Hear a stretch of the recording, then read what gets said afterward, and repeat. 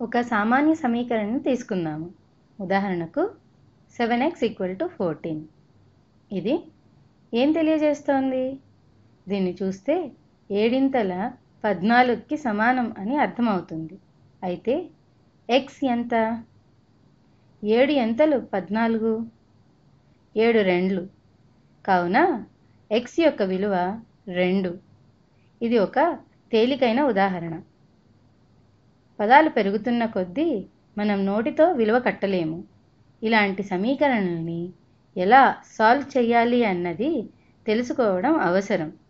క్రమ పద్ధతిలో ఎలా సాల్వ్ చేయగలము అన్నది తెలుసుకుంటే ఎన్ని పదాలున్నా తేలిగ్గా జవాబు వస్తుంది. సమీకరణాలలో గుణకం ఎక్కువ గుర్తు వాడము. ఎందుకంటే ఉదాహరణకి 7 × x = 14. ఈ ఇంటూ సింబల్ ఇంకా x రెండు పక్కపక్కనే ఉంటే కన్ఫ్యూజింగ్గా ఉంది కదూ. మనము బిందువుని ఇంటూ సింబల్కి బదులు వాడవచ్చు. ఈ రాసిన ఈక్వేషన్ని ఇలా రాద్దాము. 7x అంటే 7 సార్లు x ఉంది అని అర్థం. కావున x + x + x + x + x + x ఇలా 7 xలు. ఇది 7xకి సమానము. ఇది 14కి సమానమని మనము చూసాం కదా. కావున 14 వస్తువుల్ని వ్రాస్తాను. మీకు క్లియర్గా అర్థం అవ్వడం కోసం దీన్ని ఇలా బొమ్మల రూపంలో రాస్తాను. చరరాశిలో ఉన్న 7ని కోఎఫిషియంట్ అని, xని చరరాశి కావున వేరియబుల్ అని అంటాము. ఇది 14కి సమానము. ఈ సమీకరణాన్ని రెండు వైపులా 7తో భాగిస్తే మనకి 7x/7 = 14/7. పైన కింద 7ని కొట్టేస్తే x వస్తుంది. అలాగే 14/7 2కి సమానము. కావున x = 2 వస్తుంది. మనము LHSని ఏమి చేసినా అంటే దేనితోనైనా గుణించినా లేదా భాగించినా RHSని కూడా గుణించి లేదా భాగించాలి. ఒక పక్కనే ఏ ఆపరేషన్ని చెయ్యకూడదు. కావున ఈ రాసిన దాన్ని రెండు వైపులా 7 భాగాలుగా విభజిస్తాను. కావున ఈ 7 భాగాలు LHSవి. ఈ 7 భాగాలు RHS వాటికి సమానము. ఒక్కొక్క భాగము LHSలో ఉన్నవి RHSలో ఉన్నవి ఒక్కొక్క భాగానికి సమానము. కావున ఒక x ఒక RHS భాగము అంటే 2 సున్నాలకు సమానము. కావున x = 2 వస్తువులు. ఇప్పుడు దీన్ని అర్థం చేసుకోవడానికి ఇంకొక ఉదాహరణను తీసుకుంటాను. మనం ఎప్పుడూ గుర్తుపెట్టుకోవలసినది ఏంటంటే LHS మీద ఏదైనా ఆపరేషన్ అంటే గుణకం లాంటివి ఏదైనా చేస్తే RHS మీద కూడా చేయాలని. ఇంకొక ఉదాహరణ 3x = 15 అంటే xకి 3 రెట్లు 15కి సమానం.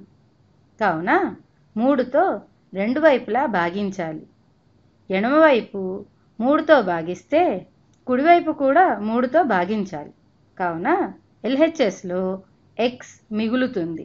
ఇంకా RHSలో 15/3 అంటే 5కి సమానం = 5 వస్తుంది.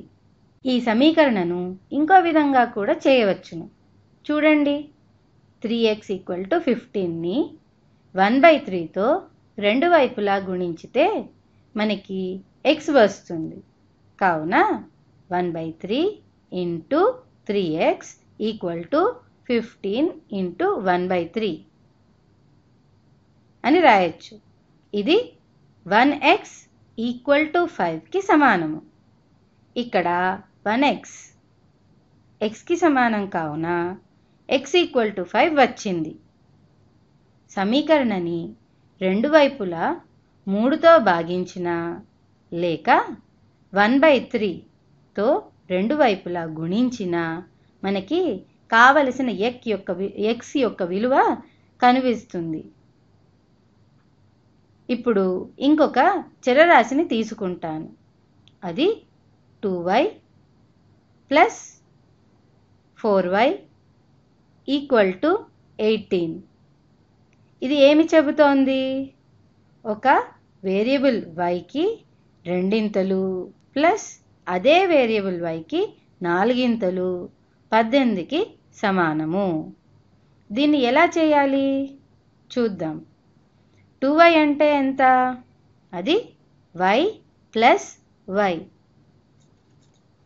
అలాగే 4y అంటే ఎంత? y plus y plus y plus y. ఇది ఎంతకి సమానమని ఇచ్చాము? అది 18కి సమానము. ఎడమవైపు ఎన్ని వైలు ఉన్నాయి?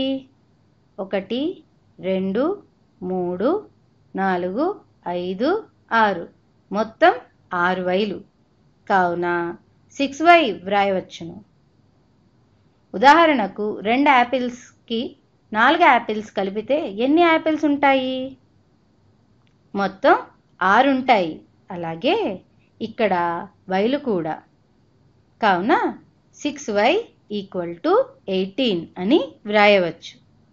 రెండు వైపులా 6తో భాగిస్తే 6y బై 6 ఈక్వల్ టు 18/6. మనకి 2 6లు కొట్టేస్తే y ఈక్వల్ టు 3 వస్తుంది. దీన్ని ఒకసారి పరిశీలిద్దాము. సమీకరణంలో 3ని పెట్టి చూద్దాం. 2 ఇంటూ 3 ప్లస్ 4 ఇంటూ 3. 2 ఇంటూ 3 విలువ ఎంత? 6. ఇంకా 4 ఇంటూ 3 12కి సమానం. కావున 6 ప్లస్ 12 రెండు కలిపి 18కి సమానం. కావున మనం చేసినది సరిగ్గా వచ్చిందని అర్థం.